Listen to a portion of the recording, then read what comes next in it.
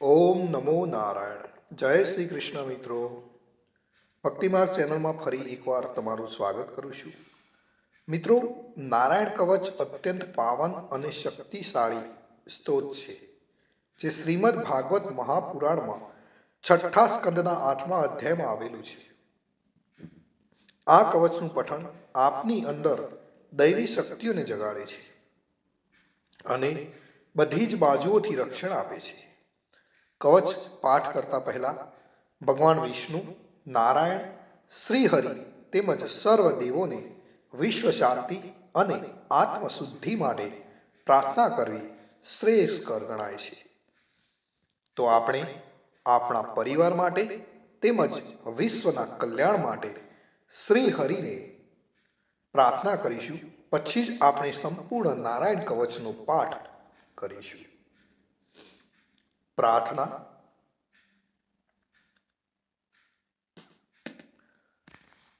હે પર નારાયણ, અનંત અનાદિ વાસુદેવ, હે જગતના ત્રાતા, ધર્મના રક્ષક, આજે હું આપની શરણ આવી ભય મુક્તિ, શાંતિ અને શુદ્ધિ માટે હું મારા મન, વાણી અને કર્મથી આપની આરાધના કરું છું.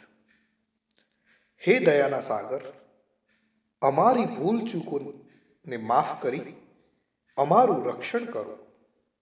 આજનો નારાયણ કવચનો આ પાઠ કેવળ મારા માટે નહીં, પણ સંસારના સર્વ જીવોના કલ્યાણ માટે, શાંતિ અને પરમ શ્રેય માટે હું કરું છું.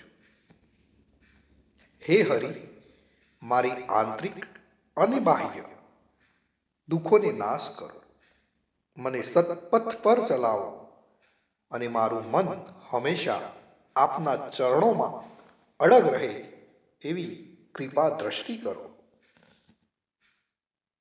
ઓમ નમો નારાયણ. ઓમ નમો નારાયણ.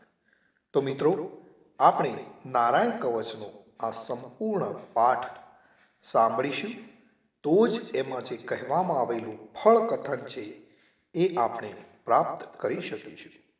તો મિત્રો, આપણે નારાયણ કવચ સાંભળતા પહેલા કોમેન્ટની અંદર જય શ્રી કૃષ્ણ લખીશું અને ત્યાર પછી આપણે સંપૂર્ણ નારાયણ કવચનો પાઠ સાંભળીશું.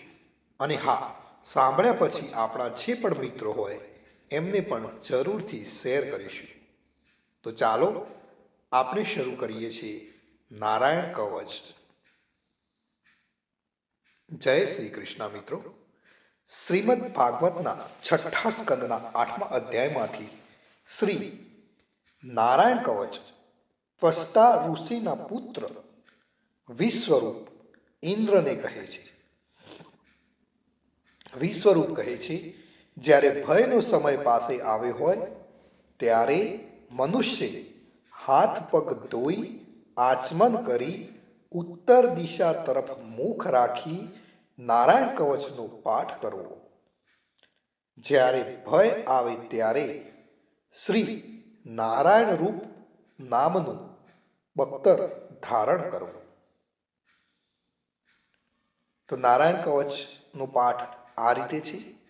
ગરુડની પીઠ પર ચરણ કમર ધારણ કરનારા, 8 સિદ્ધિઓવાળા, 8 બાહુઓવાળા અને તે 8 બાહુઓ વિશે શંખ, ચક્ર, ઢાલ, ગદા, બાણ, ધનુષ તથા પાસને ધારણ કરનારા શ્રીહરિ મારી સર્વ પ્રકારે રક્ષા કરો.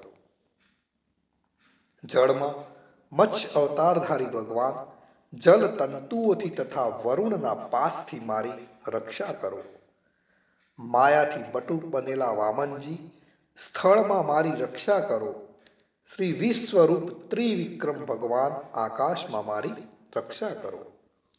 જેના અઠહાસ્યથી દિશાઓ ગાજી ઉઠી હતી અને ગર્ભિણીઓના ગર્ભ પડી ગયા હતા, તેવા નૃસિંહ ભગવાન દુર્ગ, વન અને યુદ્ધ ભૂમિમાં મારી રક્ષા કરો.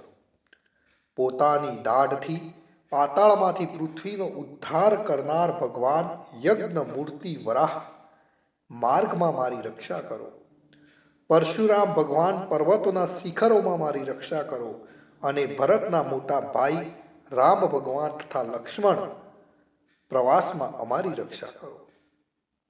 ઉગ્ર ધર્મ અને પ્રમાદથી નારાયણ ભગવાન મારી રક્ષા કરો. અને નિંદાથી નર ભગવાન ને યોગ ભ્રષ્ટ થતા યોગેશ્વર દત્તાત્રેય ભગવાન મારી રક્ષા કરો.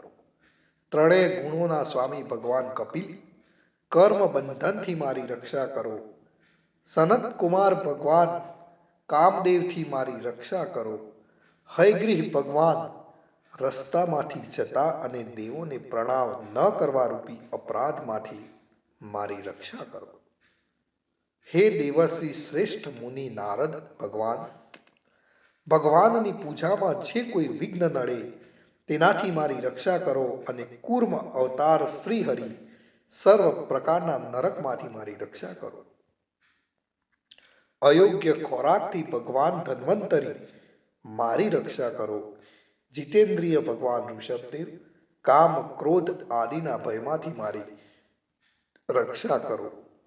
યજ્ઞ અવતારધારી ભગવાન લોક અપવાદથી મારી રક્ષા કરો. બલભદ્ર ભગવાન મનુષ્ય તરફથી થનારા ઉપદ્રવમાંથી મારી રક્ષા કરો. અને ક્રોધો વિષ સર્પ ગણોથી શેષ ભગવાન મારી રક્ષા કરો.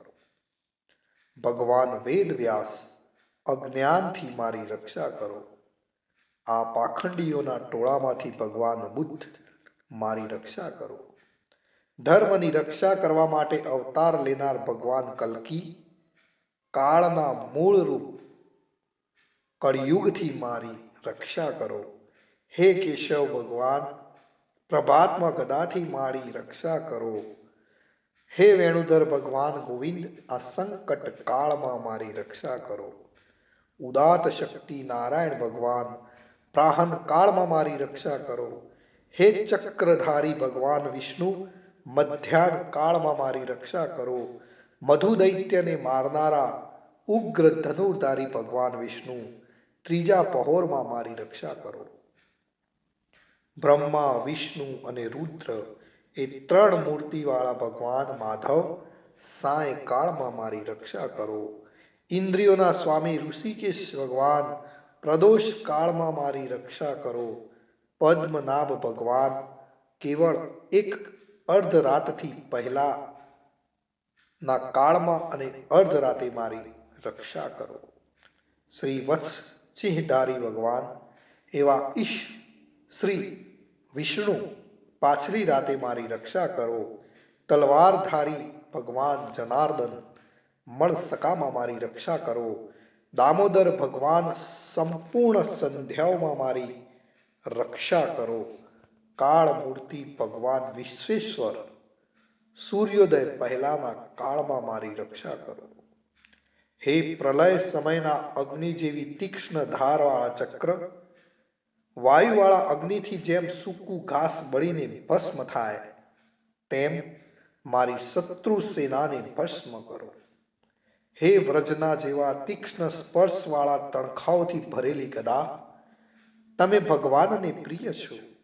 તમે કુષ્માંડ યક્ષ રાક્ષસ ભૂત તથા ગ્રહોનો ભૂકો કરી નાખો તથા મારા શત્રુઓના ચૂરે ચૂરા કરી નાખો.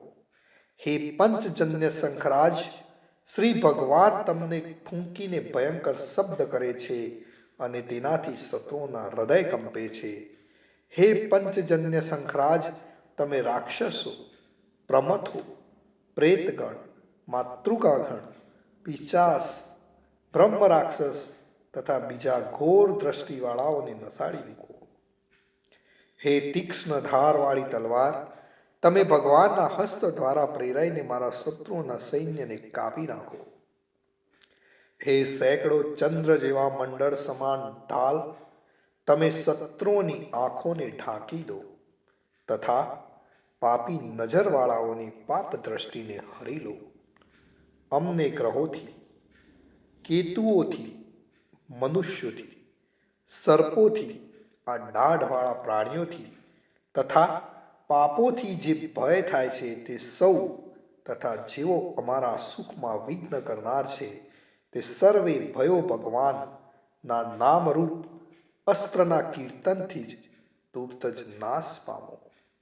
વૈદિક સ્ત્રોતોથી સ્તુતિ કરાયેલ વેદમય તથા સમર્થ ગરુડ ભગવાન સર્વ સંકટોમાં મારી રક્ષા કરો.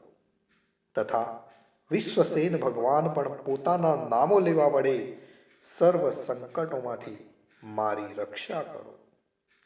શ્રી હરિના નામ, રૂપ, વાહન અને આયુધો સર્વ દુઃખોમાંથી અમારી રક્ષા કરો. ભગવાનના મુખ્ય પાર્ષદો અમારી બુદ્ધિ, ઇન્દ્રિય, મન તથા પ્રાણની રક્ષા કરો. આ સાકાર નિરાકાર જે કંઈ જગત છે સર્વ ભગવાનનું જ સ્વરૂપ છે. આ સત્યથી મારા સર્વ ઉપદ્રવો નાશ પામો. અભેદ દ્રષ્ટિવાળા મનુષ્યોને ભગવાન પોતે વેદ રહિત જોવામાં આવે છે તો પણ તે પોતાની માયાથી આભૂષણો, આયુધો તથા ચિહ્ન નામની શક્તિઓને ધારણ કરે છે. તે સત્ય પ્રમાણ વડે જ સર્વજ્ઞ તથા સર્વવ્યાપક ભગવાન શ્રી હરિ સર્વ પ્રકારના રૂપો વડે સર્વદા અમારી રક્ષા કરો. શ્રી નૃસિંહ નામના ઉચ્ચારણથી જ જળ, વાયુ, અગ્નિ આદિનો પ્રભાવ પોતાના તેજથી દૂર કર્યો છે એવા લોકના ભયને દૂર કરનાર ભગવાન નૃસિંહ સર્વત્ર ચારો તરફ મારી તથા મારા પરિવારની રક્ષા કરો. જો મિત્રો આપણે નિત્ય નારાયણ કવચનો પાઠ કરીએ છીએ તો આપણને શું ફળ મળે એના વિશે વિશ્વરૂપ કહે છે કે હે ઇન્દ્ર, આ નારાયણ કવચ તમારી આગળ કહ્યું જે ધારણ કરવાથી તમે શ્રમ વિના અસુરોના અધિપતિઓને જીતશો. આ નારાયણ કવચને ધારણ કરનારો મનુષ્ય નેત્રથી જેના તરફ જુએ અથવા તો પગ વડે જેને જેને અડકે તે તુરત જ બધા જ ભયોમાંથી છૂટે છે. આ નારાયણ કવચ ભણનાર પુરુષ કે સ્ત્રીને કોઈ દિવસ રાજાઓ તરફથી, ચોર તરફથી, ગ્રહો થકી, વ્યાઘ્ર આદિ તરફથી તથા બીજા કોઈ તરફથી ક્યારેય કોઈ પ્રકારનો ભય રહેતો નથી. તો મિત્રો, આ હતું આપણું રક્ષણ કરનારું નારાયણ કવચ. ભગવાન સર્વનું રક્ષણ કરે એ જ મારી પ્રાર્થના છે. તમે મિત્રો ચેનલ ઉપર નવા છો તો ચેનલને જરૂરથી સબસ્ક્રાઈબ કરજો અને તમે જો આ નારાયણ કવચનો પાઠ કર્યો છે તો કોમેન્ટની અંદર જય શ્રી કૃષ્ણ લખવાનું ભૂલશો નહીં. જય શ્રી કૃષ્ણ, જય શ્રી કૃષ્ણ, જય શ્રી કૃષ્ણ.